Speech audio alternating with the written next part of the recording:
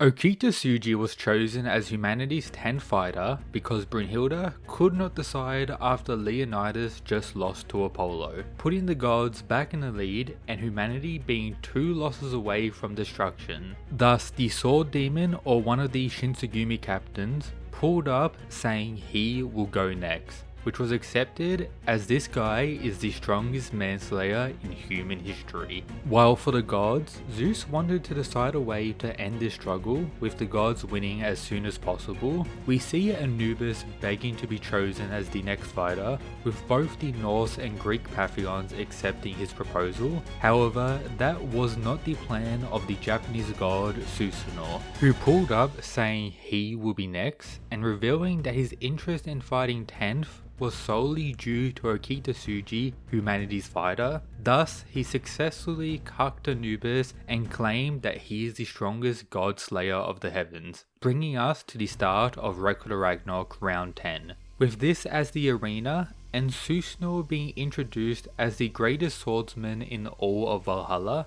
and some lore about his legendary divine weapon that will be important for later on. But right at the start, he shows his respect for this period of time when it comes to swordsmen, also towards Okita himself, who Susano'o has wanted to clash with for a long time. Therefore, the fighting begins with Okita's charge that is dodged and then blocked by Susano'o's covered weapon, who demonstrates enough power to send the human flying away, resulting in the manslayer to get more excited and highlight some impressive movement for the first major reveal about him. A unique trait about Okita when it comes to his design is his eyes, with it being claimed here with red eyes that appear when Okita Souji reaches the peak of excitement. He becomes the demon child, another thing that will be very important for later on. And those eyes burning bright red are proof of his life force burning up quickly. By having his heart pump 3 times more blood than normal, all the muscle cells in his entire body are awakened. Therefore, this is how Okita amps himself throughout his fight against Susano'o here, and is considered his main ability that continues to be expanded on as the fight continues, and is what allowed him to land this first main attack that destroyed Susano'o's sword covering and revealed one of the strongest divine weapons in the entire series. One that is different to all the others for one key reason.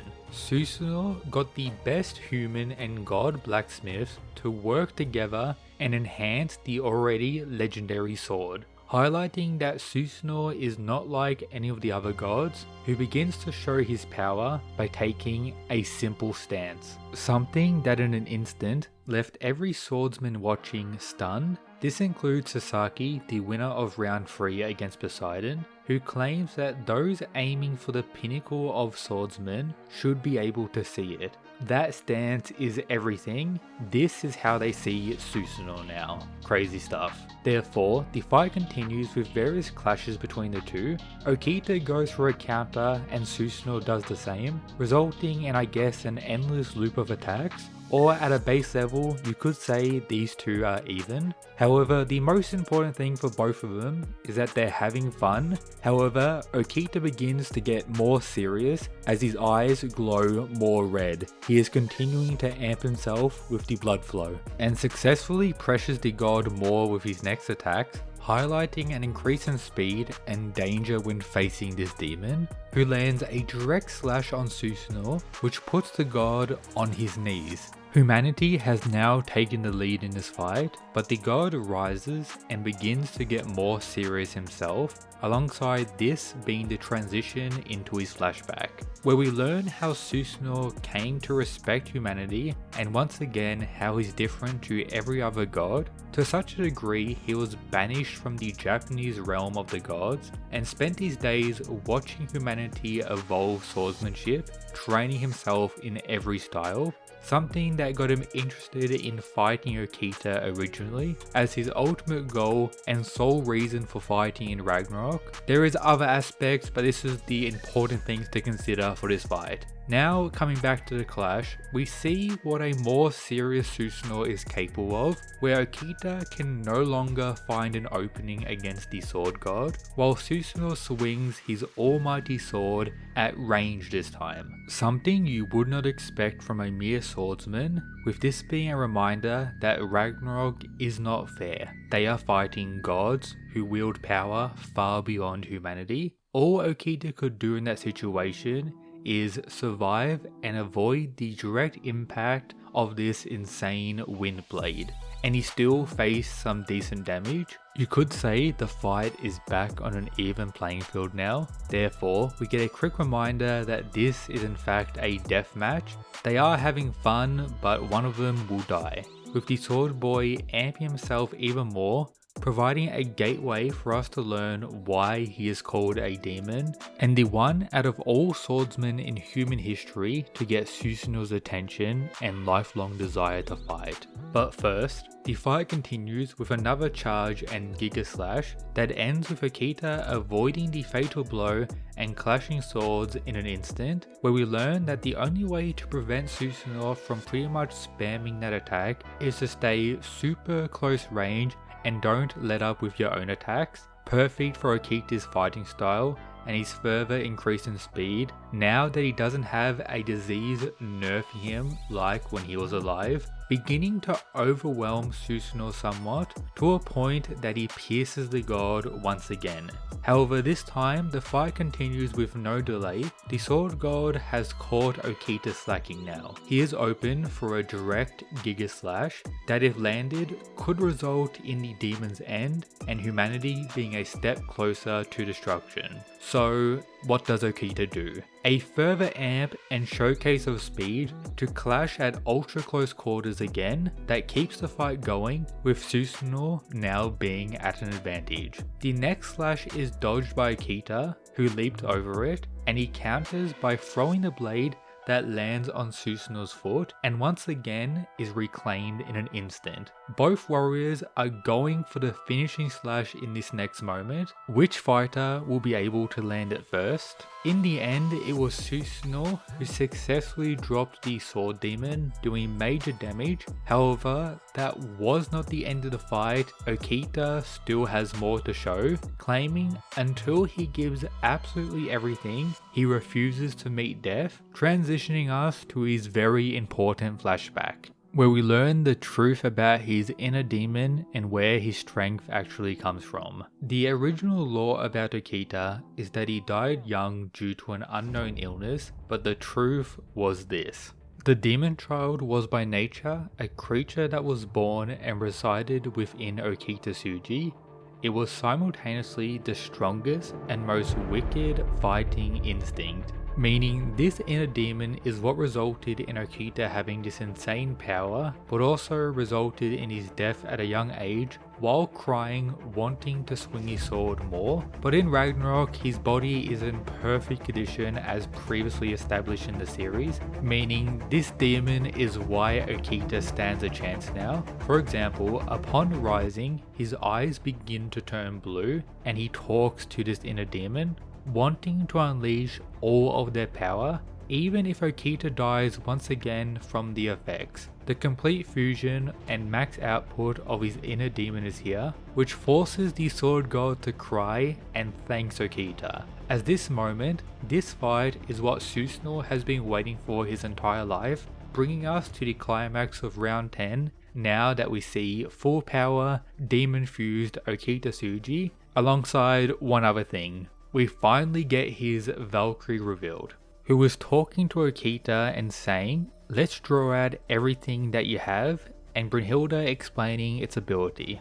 The past that Okita Souji has accumulated with his sword, and what he would have achieved had he not succumbed to his illness, his future as a swordsman, the entirety of Okita Souji's ability with the sword is being forcibly drawn out and collected as one. Very clearly an overpowered ability that means the past, present and future all is condensed into the current Okita Souji. The ultimate form or variation of him is fighting right now, but do not forget, as Brynhilda confirms the prior established demon stuff.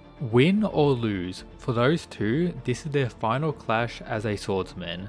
Okita Souji has completely become one with his demon child. He's carrying the entirety of that power, which is strong enough to burn up his entire body. Even if he makes it through this, he will never be able to bear that same power again. His physical body should have long since worn past that, meaning the only way he's staying in this fight right now is due to the Valkyrie amps and of course the context of the Record of Ragnarok human fighters being in perfect physical health compared to when they were alive. Thus, coming back to the fight, Okita's speed is on a next level now, being able to overwhelm Susano'o once again with his insane speed and various combos with the sword that has the god sweating and struggling to even block. The demon child is literally spamming all of his techniques in an endless barrage of attacks, surpassing anyone's imagination for a mere human. He is exceeding human logic with this crazy attack, and then this happens. The almighty strike after many others that lands directly on Susano'o's sword with insane power. The god tries his best to push Okita away, but cannot do anything against this amped up version. We see Susano'o's sword beginning to crack, and then it happens. Okita pierces right through the divine weapon, destroying it, and through the god Susano'o as well, all with a single strike. Absolutely wild considering the previously established stuff about this divine weapon, enhanced from its already legendary status by the best human and god blacksmiths working together, leaving all the gods watching, including the Japanese ones that banished Susano'o, stunned with what just occurred. This is a next level showing from humanity's fighter. However, unlike the previous times, the god has not fallen to his knees. He stands there with a hole in his body and his divine weapon destroyed, and does this. Raises his hands in the sky, saying, "This is swordsmanship. Thanks to you, I have finally reached it." Taking his sword stance with no weapon and swinging with an invisible sword that, yes, does damage to Okita and leaves everyone stunned once again.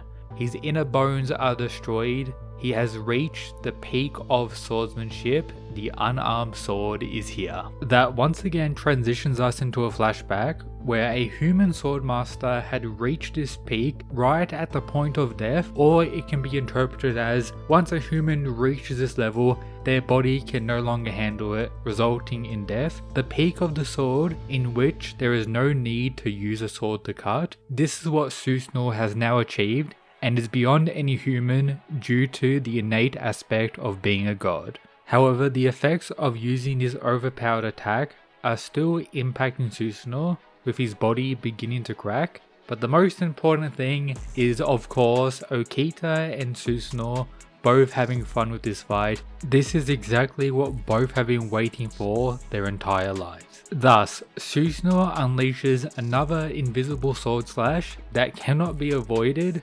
Thus, he hits Okita directly in the middle of the body. He coughs up blood and he is about to fall unconscious to his death and face defeat. However, he still has enough energy for one more attack. He forces himself in for the final blow that this swordsman has, getting right in front of Susano'o, who is ready and about to unleash once again another undodgeable invisible slash. The fight will once again be decided by who can land their attack first, and this time it's Okita Souji who pierces Susano'o multiple times, a direct shot, but there is more.